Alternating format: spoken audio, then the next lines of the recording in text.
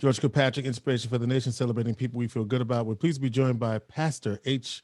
Bernard Alex, Dr. H. Bernard Alex of the Victory Temple.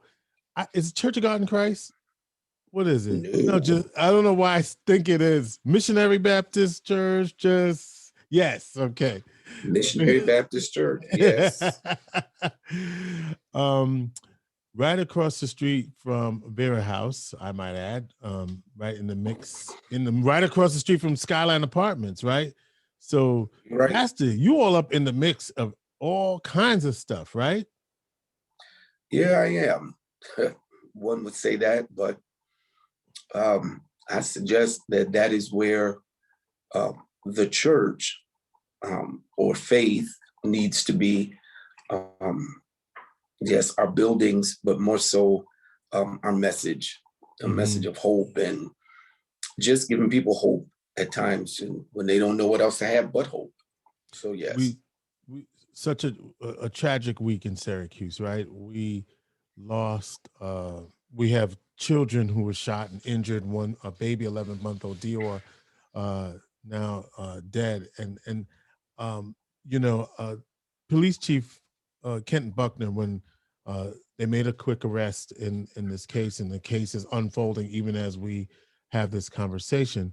And what he said, what I thought was a very powerful thing, which was, in a situation, in a crime like that, the individuals responsible do not deserve shelter in our community.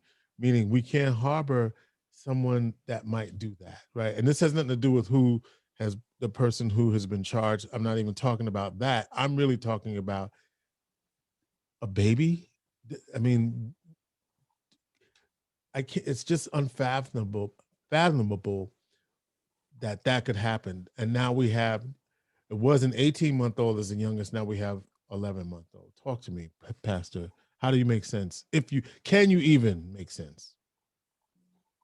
Well, it's hard to make sense of nonsense, those nonsensical things that just don't seem to have answers. And I don't have the answers. I don't. I don't have the answers. Um, I have a message of hope and redemption for individuals that will then bring hope to a community. But political scientists, they don't have the answer. Um, you know, social scientists, those who study trends, everybody is looking for the answer. For me, in my faith tradition, that is having a personal relationship with God that defines it very simplistically: do unto others as you would have them do to you. Yeah. And I check myself on that regularly. How would I feel? How would that make me feel? How would that cause me to act and to react? So when we look at what's going on in our community, we then ask, what's going on? How is the, Marvin Gaye's song just going over in our head? What's going on? Too many mothers crying, too many people dying. We've got to find a way to bring back loving, to bring back caring. We have become a community that is detached, that is selfish.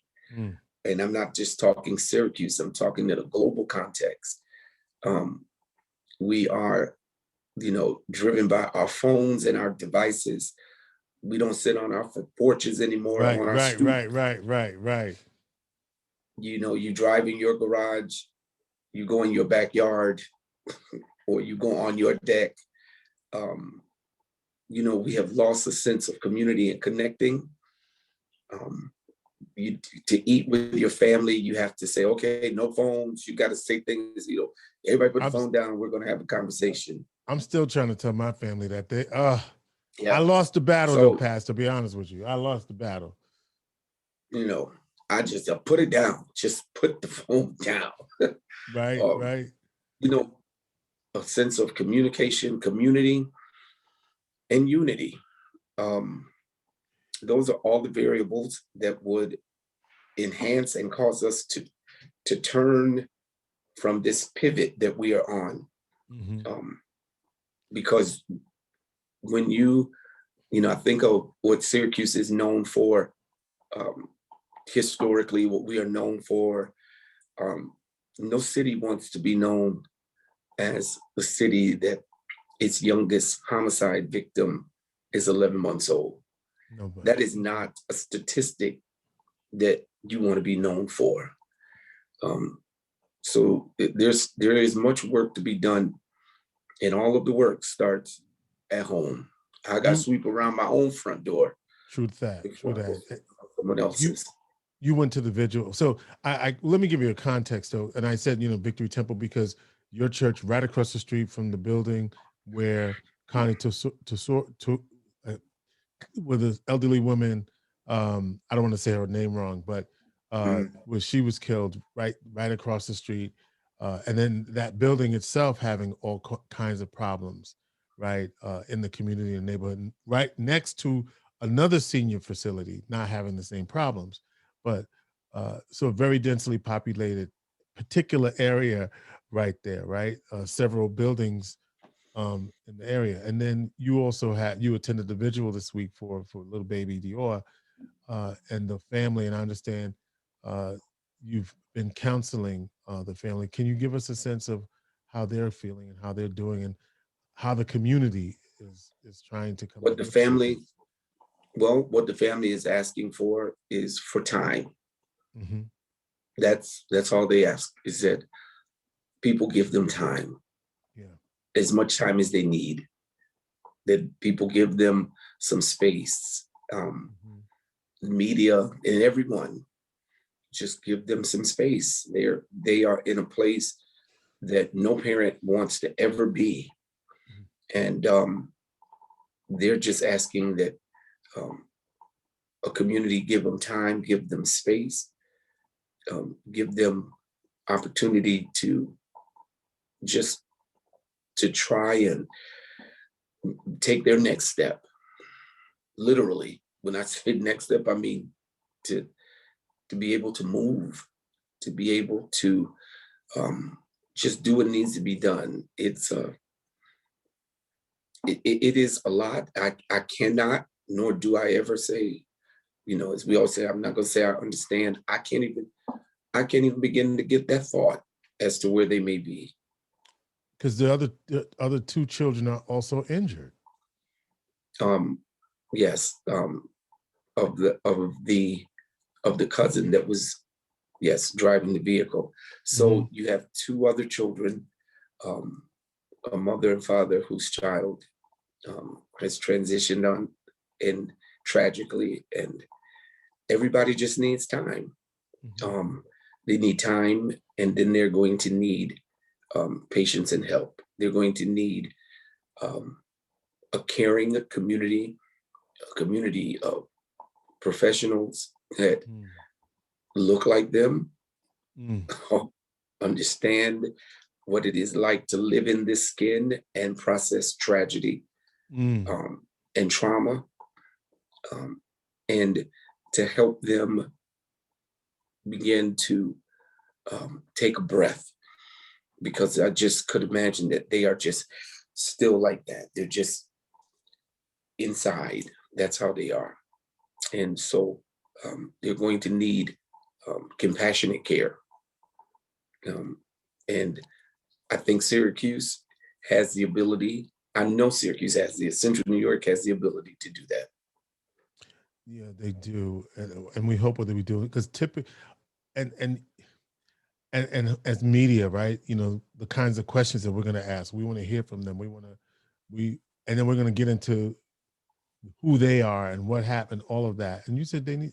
You said, "Nah, you shaking your head. Talk to me." I don't know how else to say other than to say that doorbell, that they need space, um, and that they're going to need some time. They're going to need for people to give them the um, the privilege of grieving, Mm, and to go through all of those steps, and to be a community that is not going to encroach and demand. We need to talk. We want to hear how you're feeling. We need to. They very well may not know how they're feeling. They may not have words for it. And to have a microphone or to have people there saying, wanting to know, so that a community can have information. I just think we have to allow people to move at a process that they have processed, so that when they do speak and when they do share, that they are doing it because they've gone that far. They very well may not be at the end, ever get there, but whatever they give is what they have. I would say, you mentioned mental health support. I encourage anybody in this community that we do have services. I hope for bereaved. I had to use it. I use it. I'm not ashamed to tell you. I call those folks because I needed, right? You understand? Like, and what that's for, and I'm saying this for anybody who's not necessarily in this case, for this family will come to the solutions that work for them. But I'm saying anybody who's had to process trauma, this is a deep level trauma. I'm not even trying to say anything different, but I know that, as you know, this is the anniversary of my mom's passing. And so, but what the advice that they gave me was, get grief counseling. And what that is for you.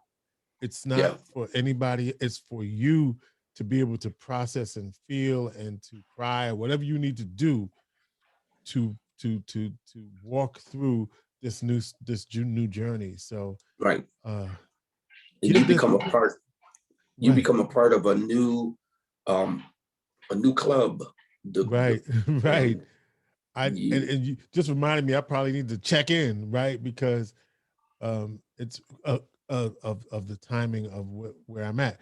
Saying all of that to say, what you're basically saying, and what this family is asking for: give us space to breathe, give us space to grieve.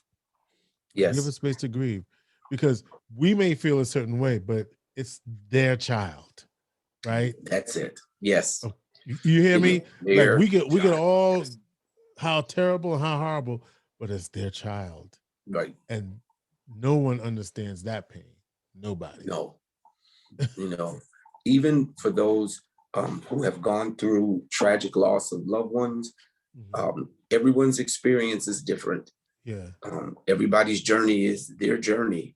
And when they just knowing that you're there, knowing that you are available, that when they need you, that you are available. I found that the gift of presence, a card, a handwritten card, not necessarily a text, not an email, but to take the time and write a note, says that, put a stamp on it and put it in the mail, and reaches out to people who are in process and gives them, it gives them a place to say, wow, they thought about me. I got this in the mail. It does and can mean a lot.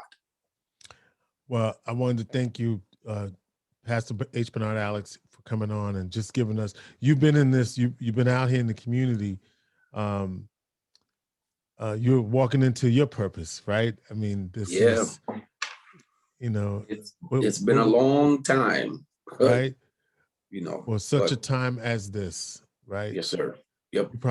You're probably surprising yourself, but then again, Totally. Yeah, man. Well, listen, you've been assigned, so you can't, you know what I'm saying? When you're assigned, you just have to do it. So thank you for your work in the community. Keep us posted. And if however the family chooses to tell their story, if they ever choose it, just let them know that they have a space and a place. So I will. So that they know that. I'll do that. Pastor H. Bernard Alex of the Victory Temple Missionary Baptist Church. There we go. Inspiration for the nation.